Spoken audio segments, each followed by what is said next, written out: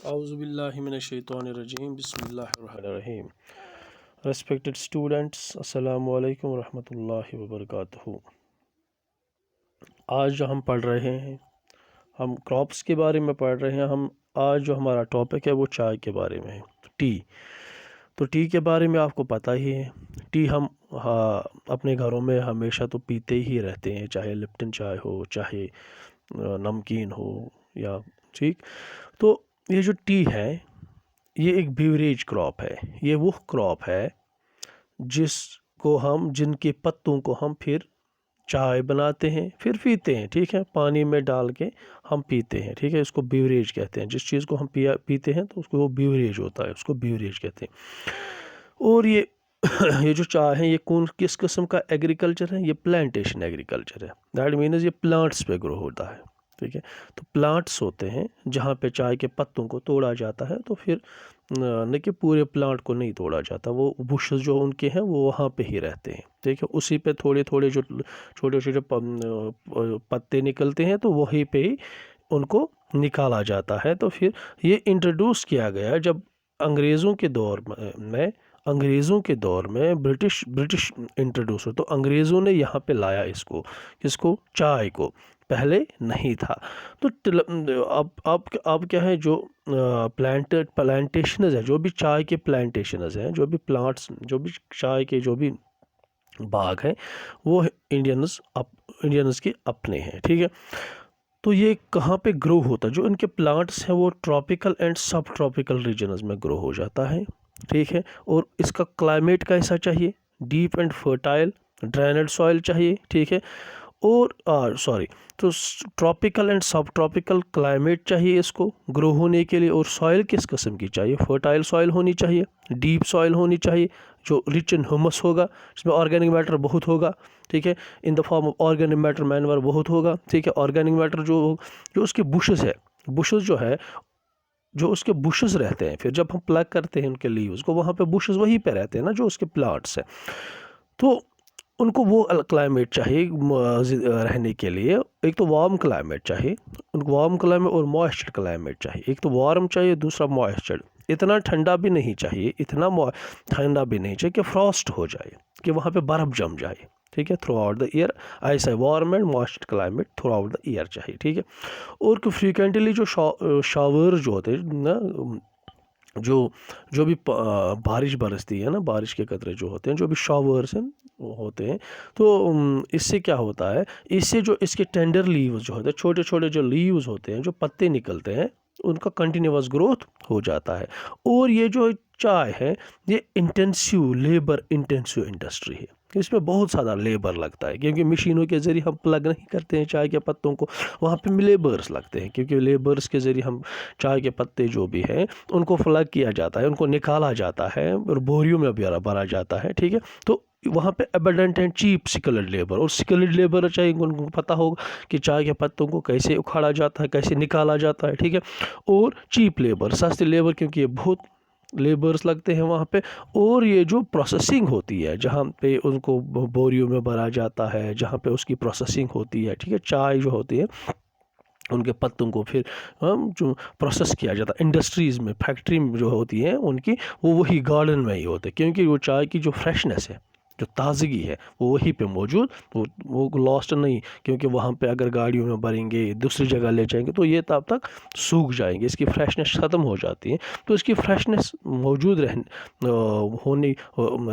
रखने के लिए इसकी फ्रेशनेस मौजूद रखने के लिए उसको वही गार्डन में ही प्रोसेस किया जाता है, ठीक है। और जो मेजर प्रोड्यूसिंग जो स्टेट्स है हमारे हिंदुस्तान में, वो आसाम है। आप याद रखिए, क्योंकि फिर आपको ये एग्ज़ाम में आते हैं as in the form of map, फिर आप इजीली आप वहाँ पे मार्क कर सकते हो। आसाम है, ठीक है। वेस्ट बंगाल के 2 डिस्ट्रिक्ट है, दार्जिलिंग एंड जलपाईगुड़ी डिस्ट्रिक्ट है वेस्ट बंगाल में, ठीक है। तमिलनाडु है एंड केरला है। तो इसके अलावा इसके अलावा apart from these Himachal Pradesh में चाय बनती है, उत्तराखंड, मेघालय एंड आंध्र प्रदेश एंड त्रिपुरा, ठीक है। तो ये जो है ये these are the major tea producing states. 2015 में, जब 2015 में ये देखा गया India was the second largest, India जो 2015 में India was the second largest producer of tea after China. China के बाद दूसरा लार्जेस्ट प्रोड्यूसर जो चाय का था वो इंडिया था। कब? 2015 में। उसके बाद एक और बीवरेज क्रॉप है जिसको कॉफ़ी कहते हैं। कॉफ़ी भी हम पीते हैं, जैसे चाय पीते हैं वैसे कॉफ़ी पीते हैं।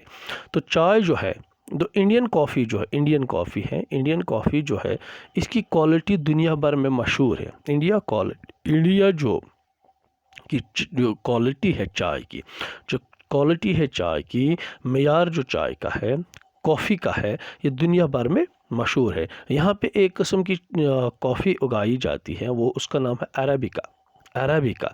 तो ये कहाँ से पहले लाई गई? ये यमन से लाई गई थी, ठीक है, ये यमन से लाई गई, ठीक है। तो great demand all over the world, इसकी बड़ी डिमांड है ऑल ओवर वर्ल्ड। ये इंट्रोड्यूस कहाँ पे की? बाबा बुडान हिल्स में ये कल्टिवेट की गई। और नाउ टुडे आज कहाँ पे इंट्रोड्यूस? वहाँ पे की गई। आज ये Nilgiri hills in Karnataka, Kerala and Tamil Nadu. चाय में अगर हम देखेंगे कर्नाटका, केरला एंड तमिलनाडु, किन हिल्स में? नीलगिरी हिल्स, ठीक है। तो उसके बाद है एक और किस्म के क्रॉप्स जिनको हम हॉर्टिकल्चर क्रॉप्स कहते हैं, क्योंकि हम different types of vegetables, fruits वो खाते हैं, ठीक है।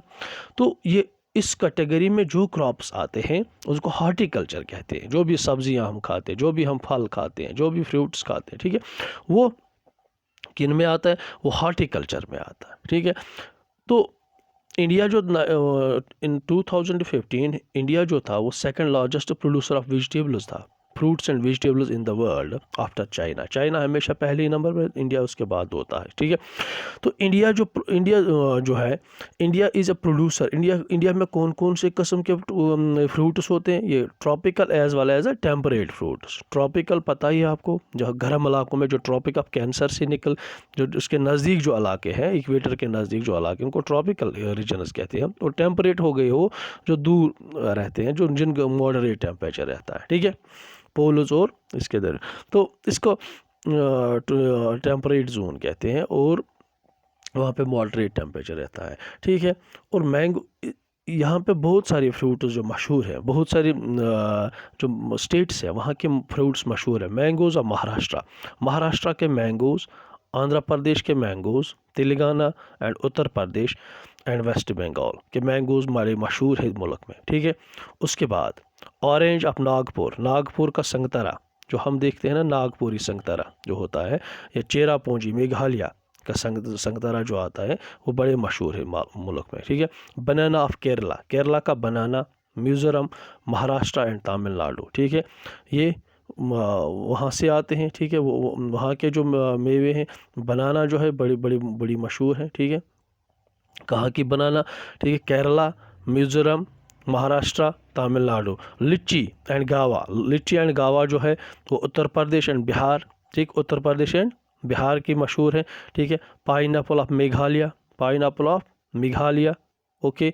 Grapes of Andhra Pradesh, Telangana, Maharashtra. और एप्पल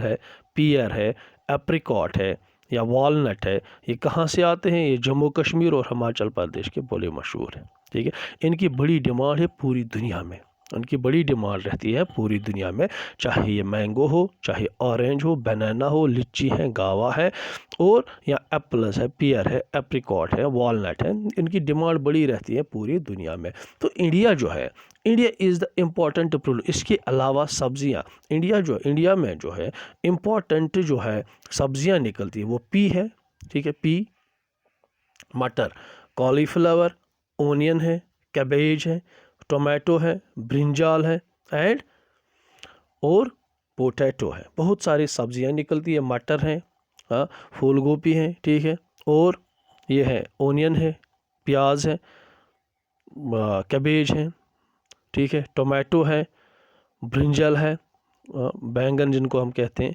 या पोटैटो जिसको हम कहते हैं, ठीक है। तो ये थे हमारे croppers other than the food grain, चाहे हॉर्टिकल्चर क्रॉप्स हो, चाहे चाय की बात हमने की, चाहे कॉफ़ी की बात हमने की, चाहे पिछले लेक्चर में हमने ऑयल सीड्स की बात की और शुगर कैन की बात कि उसके बाद जो है उसके बाद नॉन फूड क्रॉप्स पढ़ेंगे हम, चाहे कॉटन हो, शुगर हो, कॉटन है, जूट है, फाइबर्स जो भी हम हासिल करते हैं। तो ये हम नेक्स्ट वीडियो में देखेंगे। तब तक के लिए have a good day, thank you.